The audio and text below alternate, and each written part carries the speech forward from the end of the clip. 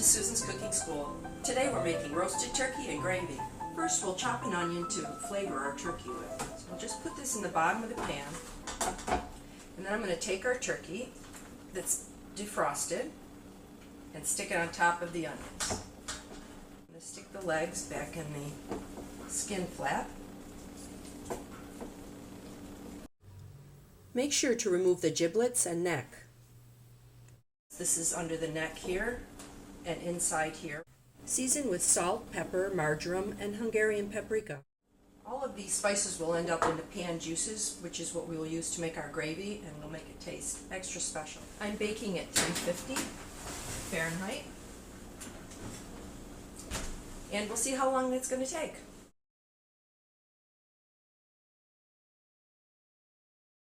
Put this in about 6 cups of cold water. Add to that 2 celery stalks that have been washed, and it's nice to leave the leaves on because they give a lot of extra flavor. 1 large carrot. I'm going to take an onion and stud it with cloves. Just push them through the skin. Just put that in there. And I have 6 peppercorns here that I'm putting in also. And we'll let this simmer for about an hour. Our stock has been cooking for about an hour. And it's done, so I've turned it off and it'll be ready to use when we go to make our gravy. If it looks like your breast meat is going to be cooking too quickly, you can cover it with some foil. This is kind of a small turkey, so I don't think that's going to be a problem. The turkey's been roasting for about 2.5 hours. Let's take a look. The legs feel loose. We'll check our temperature here. We want it to be 180, and there it goes. We'll check it in a couple places and make sure. And there's 180 as well. You can put a thermometer in there while you're roasting, but it's still good to use an instant read thermometer and put it in different places in the turkey to see if it's done. So we checked in a few places there, and it looks good and ready. Check on this side too. You want to try to get it in the deepest spots. There you go, it's 180 there as well. Okay, my turkey has rested for about 5 minutes in the pan. I'm going to transfer it carefully to the cutting board. I'm just using 2 big forks to do this. While our turkey is sitting on the board, I'm going to cover it with foil to keep it warm. And now I'm going to take my pan juices and make gravy out of them. So I'll just move this to the side. First I'm going to pour these juices into a glass measuring cup. Then we're going to deglaze our pan. I'm going to add a little port wine and 2 cups of boiling water. And I'm just going to scrape this around and get all those nice brown bits in the bottom of the pan mixed into the liquid. And that onion gave this a lot of flavor also. So we're going to then strain this out after. Now I'm going to take this stock here and spoon off the fat that's at the surface. It's alright if a little fat's left behind, because I'm going to use a little less butter than I normally would to make up for that.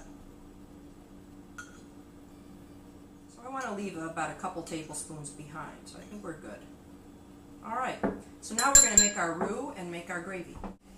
I'm melting 6 tablespoons of butter. I have here 1/2 cup of all-purpose flour. I have 1/2 cup of heavy cream. While the butter is melting, we can strain the stock that we prepared earlier. We're going to need 4 cups of liquid altogether. So here's our deglazing liquid. I'll pour that into there. Squeeze that out a little bit. And now we'll add to this the liquid that we poured off from the pan. My butter is melted, so I'm going to add my flour.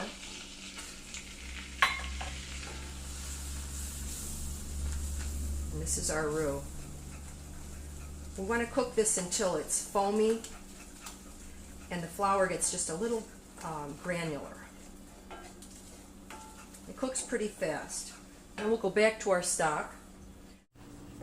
We're going to need 4 cups of stock altogether, so we can just make up the rest of the liquid with this.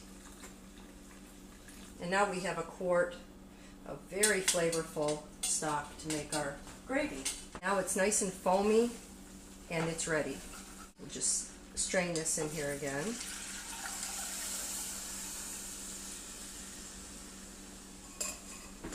And now we'll just bring this to a simmer. This is a good time to get a whisk involved. Your gravy should be lump-free with this method. And the whisk is basically just breaking up that roux into the liquid. I'm going to turn this up a little bit and bring it to a simmer. I'm going to add about a half a teaspoon of kosher salt, and I'll add a little pepper. This is thickening up. There, it's come to a boil.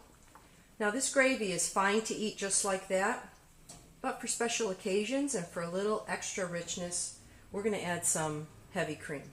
So I'm adding half a cup of heavy cream. And I'll stir that in, just bring it to a boil again, and it's ready. You can see it's starting to boil around the edges. There you go. This is ready. So we'll just take a little taste test. And I think it's just right. So we'll turn that off, and now our turkey has rested and we'll slice it up. The first thing we're going to do is cut the breast. I'm going to cut down and follow the bone.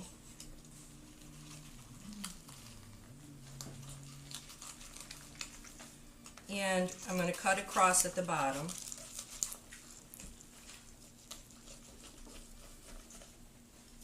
And pull out a big chunk of breast meat.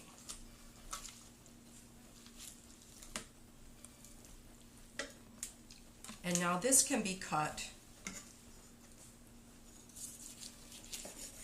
nice and easily right on the cutting board like this. And now if you're lucky, you can transfer this to your serving platter without it getting too messed up.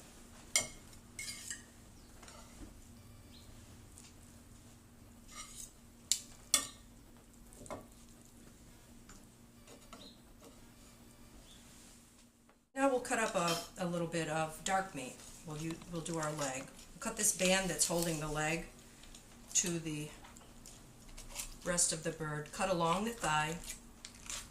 Pull it away from the rest of the turkey and see if you can find the joint where it's connected, and if you can cut right through that.